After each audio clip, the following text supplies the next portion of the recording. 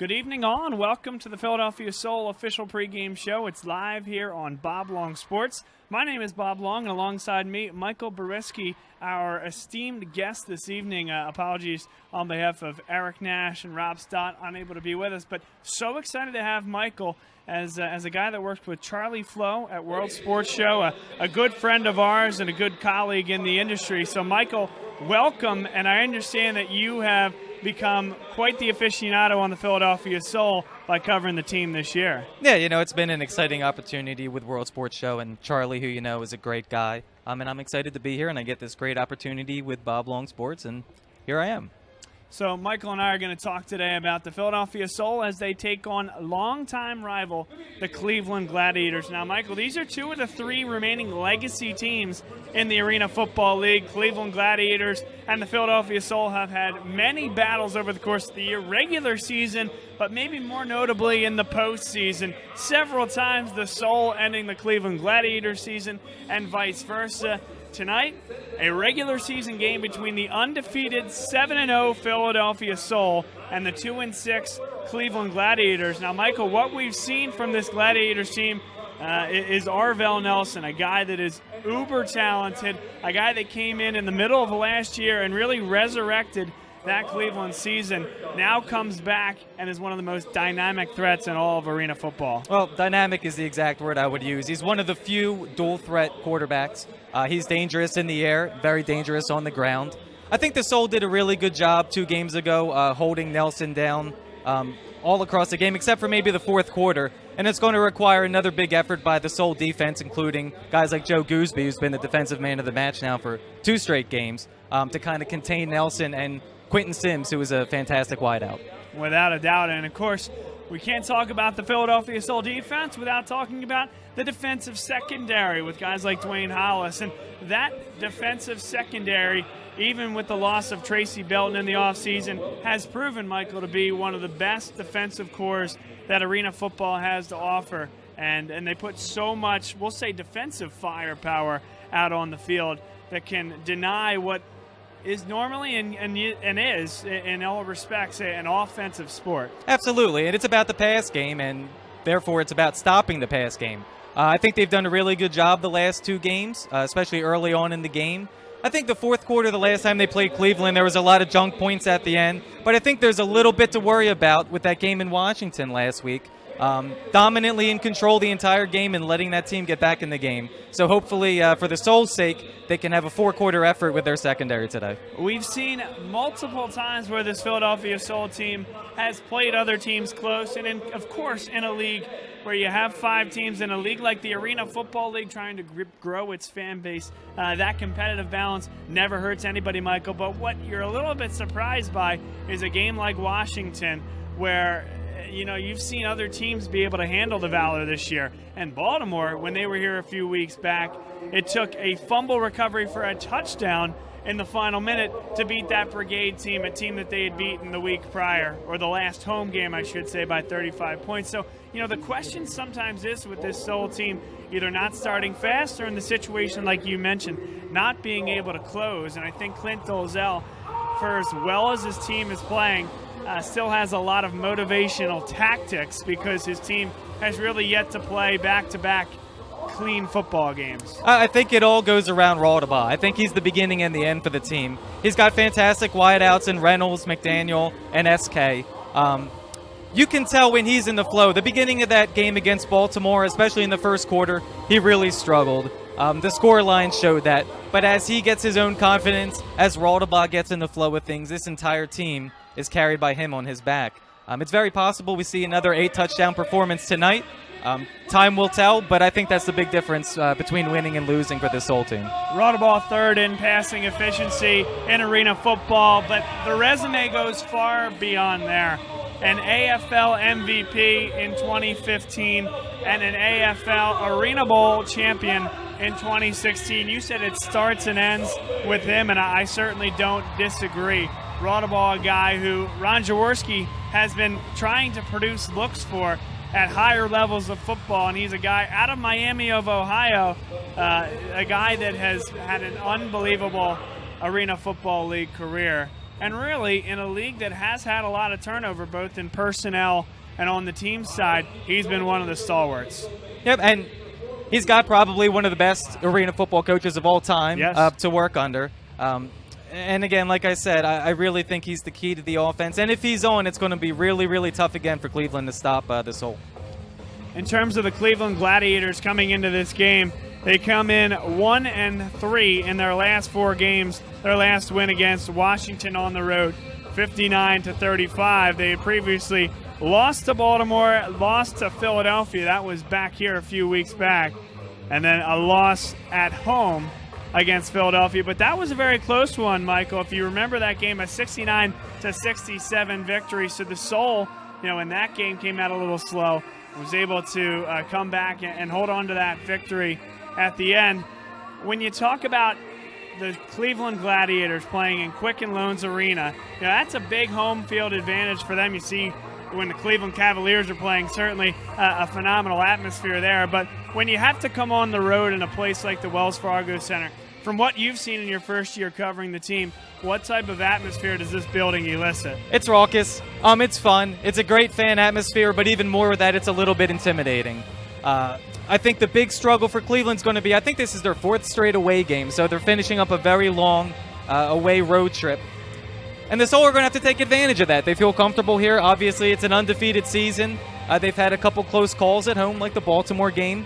But I fully expect this team to get started early, and as long as they can contain Arvell Nelson, I really think the Soul can run away with this one. Yep, and Quentin Sims on the outside, his primary target. Of course, on the Soul side, and you mentioned it, Michael, SK, the flying Hawaiian, if you will, the new Shane Victorino of Philadelphia sports, as well as Ryan McDaniel, phenomenal route runner, and Darius Money Reynolds, the guy that opens it all for everybody else by going over the top and creating seams in that defense. It will be a great offensive matchup here today, one that owner Ron Jaworski, I'm sure, will really enjoy. And, Michael, that's one of the great things about coming to a Philadelphia Soul game. Ron Jaworski will make time and speak with you. We'll be down sitting in the first row, and he brings so much to this franchise. He's a charismatic guy. I've known Ron for years. from his golf course ownership. I'm very impressed with his charisma, being able to show that in the first row. I think the biggest fan that's here is the owner of the team. The players know that. He's right next to the bench. They know they got to perform for him. The refs know it. He has no problems letting them know where he's sitting every game. So I think Ron's a great influence, and this is such a wonderful program and a wonderful product. One owner, Michael, that won't be here tonight, Jari Evans. And we want to give a big congratulations to Philadelphia Soul part owner Jari Evans for being signed full-time by the Green Bay Packers.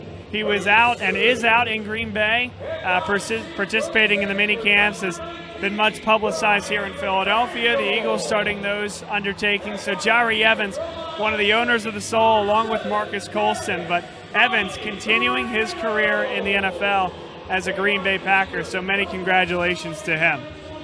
This is the Philadelphia Soul official pregame show. It's live on BLS with Bob Long and Michael Barycski. Again, Michael, our esteemed guest of World Sports Show. He is a good friend of Charlie Flo's, who's a good friend of ours. So it was a logical match to bring him on here tonight, and you're doing a great job, Michael. Thanks, Bob. Want to learn a little bit more about you and about what you do for a living, as well as your side passions here in the sports broadcasting space. Sure. I'm a lifetime sports fan. This is a great opportunity for me. I just started writing about sports. I'm a great writer as it is beyond that, but sports is my passion. I have a couple small businesses that are sports-oriented. One is Broad Street Legends, which is my small Philadelphia apparel company, doing a lot of charity work with Brian Propp, who's a former Flyers player, 3-time NHL All-Star.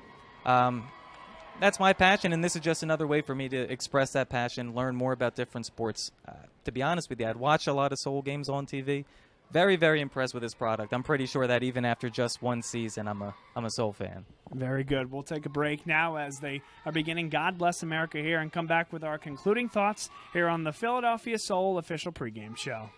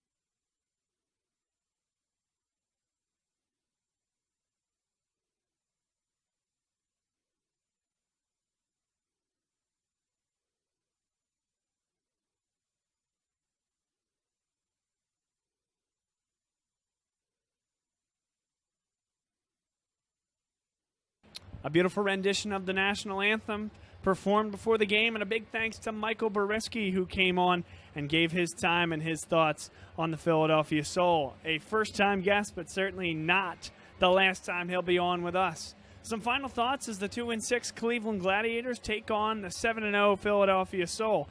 An undefeated season remains for the Soul thus far, twice or three times almost being derailed, but able to come up with the big play at the end. Will that be the situation again here tonight?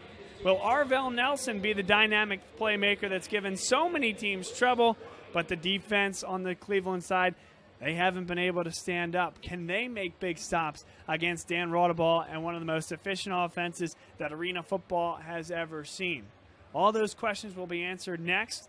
You can catch the radio feed on 97.5 The Fanatic. Our colleague Joe Torti on the play-by-play for every home game this year, and they travel on the road with the team as well. So that's 975thefanatic.com or 97.5 on your radio dial in the car. In the car, and we're excited to see this game here tonight. Thanks for being with us here on the pregame show. Our next pregame show will be next week as the Soul return home. Another Saturday, 7 p.m. kick, and our start time for our pregame show will be 6:30. We'll see you then.